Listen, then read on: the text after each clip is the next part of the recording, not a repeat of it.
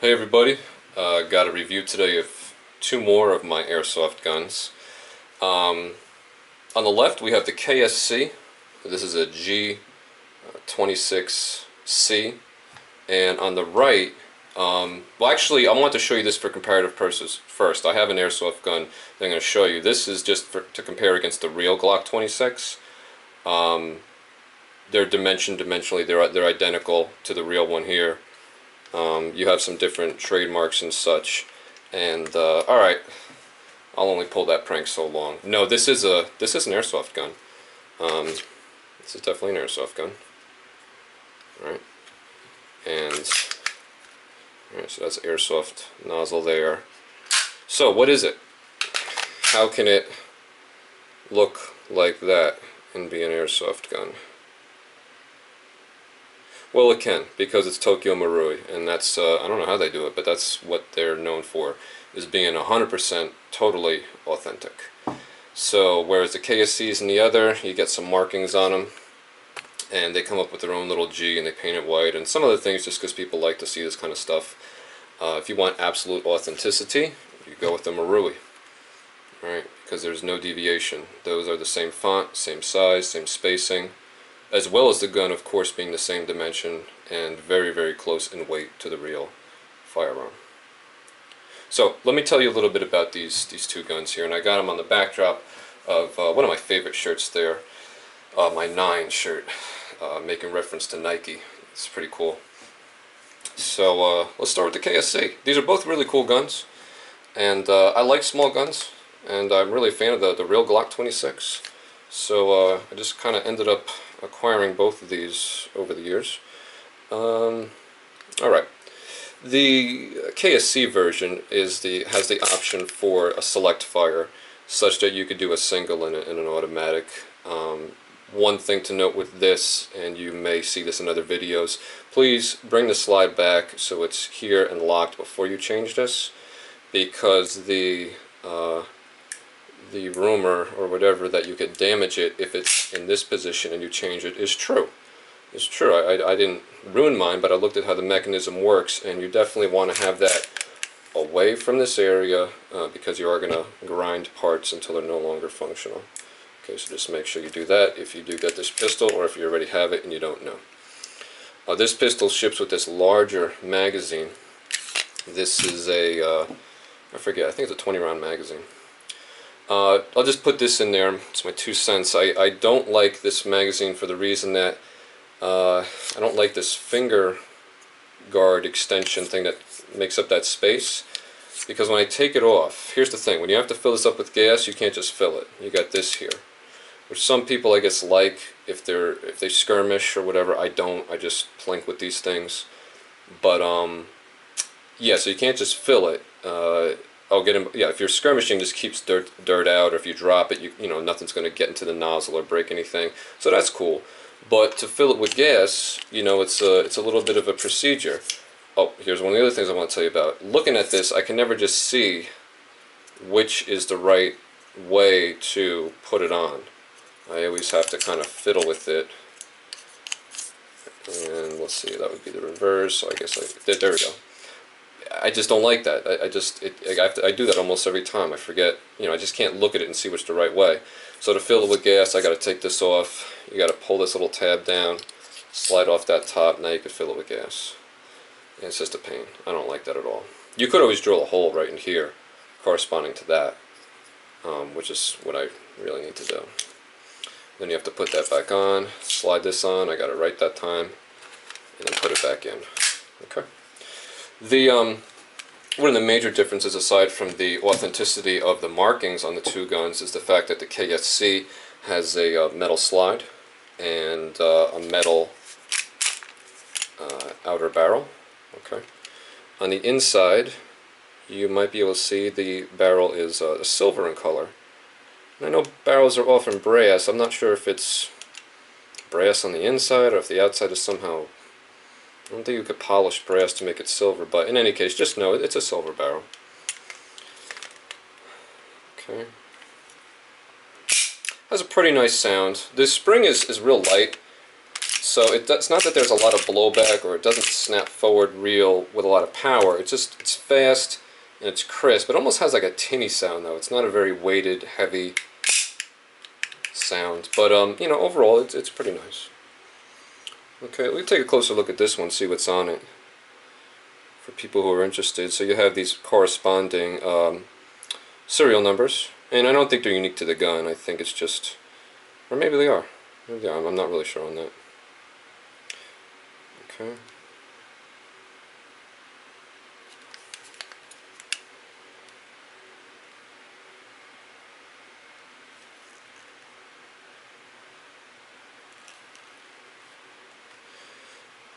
All right.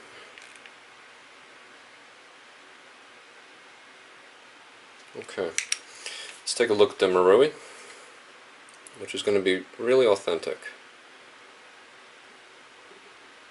These are absolutely authentic in their placement and their size, like I was saying earlier.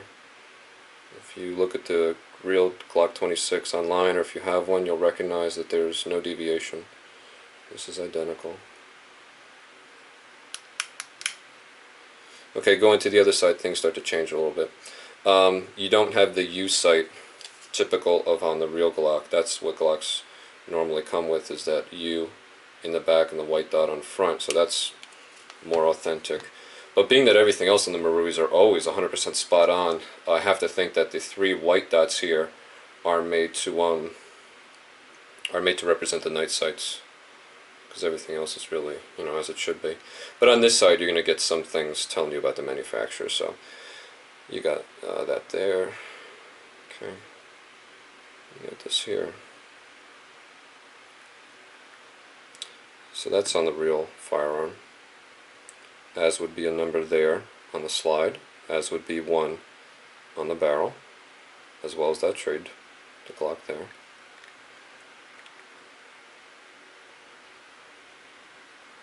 Okay. We also have 1 down here, and this one matches the other 2, there and there. This also serves as a safety, which is an interesting feature. If you slide it forward, or I guess backwards as it would be, safety's on. Just so you know, this is a safety, whereas the trigger won't pull. It doesn't move at all. Okay. And you could just click it forward. You have to get your nail in there. There we go. To the forward position. Focus. There we go. And now you can pull the trigger. The center portion is functional on both guns, so you do have to fully depress this. Some small differences. You'll notice on this trigger, it is a flat trigger. On the main body of the trigger is flat, which is one of the Glock designs. And over here you do have the ribbed trigger, which is also one of their designs. I'm not familiar with all the generations and when changes happened. I don't know if Marui's kind of dabbling around. There are a couple small differences here. You'll notice the if we line these up, you can see how far the vertical striations go down on the Marui. They go down further. Okay. They go down a little bit further, and these bottom ones there's a little bit less of. So we have that difference. There's a sight difference. Oh, and on the front, this is a Gen 3. I know that much for sure. The Gen 3 has the finger grooves plus the stippling with the bumps here. And this, I think, was a short term on the Gen 2. You have the this on the back and these, you know, on the side, and finger grooves but smooth, which I really like in real life. I really like the smoothness. I don't like those things there. They dig into my fingers. And I think this was on some portion of the real gun on the Gen 2s. So that's smooth, and that's what Marui incorporates. Take a look at the Marui magazine. Again, you have the Glock insignia there. This is authentic to the real one. Okay. Different than on the KSC, where when you slide this down it clicks into place. On here you have to hold it down. It will just come right back up. And you can't pour BBs in. There's no opening in the cutout here. And up top here, and this is not just mine, I've seen this on other videos, You can't just pour them in. You really have to decisively push each one in. As you push it in, it really clicks in there. And it's slow, but I gotta tell you, there's something satisfying about it. You think about each shot, because you really are loading them almost like a firearm. You have to really just snap each one into place there. And there's something about it. I like it. It wouldn't be good, I guess, if you were skirmishing, but just for plinking, it's as if you're actually loading individual rounds into it. And I kind of like it. Okay. It slides back. Another thing I'd like to show you differences on these two. Well, these are small differences now, but the Marui, the Maruis are all plastic. Everybody knows, anybody who knows Marui knows that the slides are always plastic, even though they really look nice. Notice the plastic of the bottom though. Look at how much thicker the Marui is to the KSC. Look at how much thicker it is. So some people often have concerns like, oh, the all plastic gun, is it going to hold up? And why are Marui so much? Why do they cost so much if they're all plastic? Well, this is one of the reasons why. They're really, really built robustly. They feel as solid as it could feel. I had a real Glock in the past. I had a Glock 21, and it was a larger frame, but I remember it. I got rid of it not that long ago, and this feels the material, the stippling, just everything on it. Even like this part here. It's really authentic. Marui just doesn't deviate at all from how the real thing is. One last thing I'd like to show you here on these two guns is, and I think this is rather significant. And as I got a lot of these guns actually, and I'm trying to always figure out what makes one gun really accurate and another one not so accurate. And aside from hop up and barrel bore and everything else, I've noticed this. Check this out. On the Glock, there's no play whatsoever in this barrel. It actually locks. The slide presses against it just like a real firearm and locks this outer barrel into place. It doesn't move. And as such, the inner barrel doesn't move. Okay?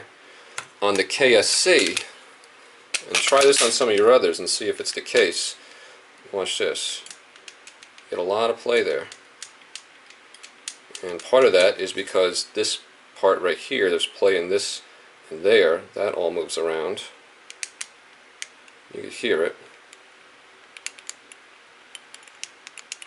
But anyway, when that moves, the inner barrel moves, and so each shot, this can be in a slightly different position than the one before it, but that's all you need. If this is just a millimeter to the side, even if you were in a vise, even if it wasn't your hand, if this was locked in a vise, the trajectory could be different shot to shot.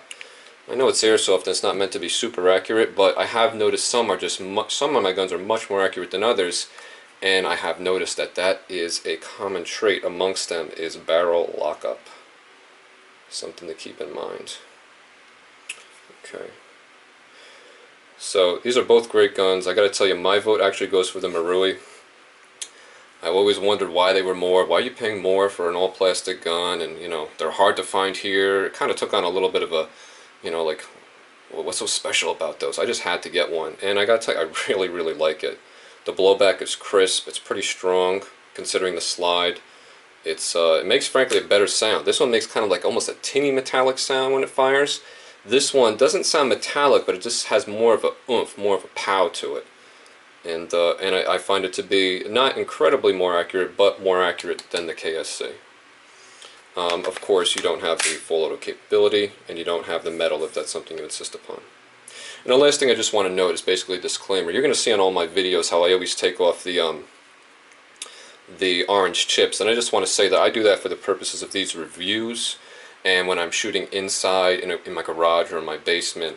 But whenever I take this anywhere, if I'm even on my own property or if I'm camping or hiking someplace, even if I don't think anybody's around, all my tips I save, and I always come up with a system, whether it's double-sided tape or temporary adhesive. I always bring them with me, and I always make sure to put them back on because, I mean, let's face it, these are absolute replicas of the real thing, and you could not blame anybody for freaking out if they saw you waving this around. It's not on them to figure out that it's not loud enough to be a real gun. It's your responsibility to have the tip on there as the law states. But, at my desk here and just handling them in the home, I like the authenticity of having them off, so that's what I do. But for anyone out there, I really advise putting them on there. It's for your own safety. So these are two great guns. Again, if I had to vote, I would say Marui. And yeah, if you have any questions, just leave it in the comments. Thanks.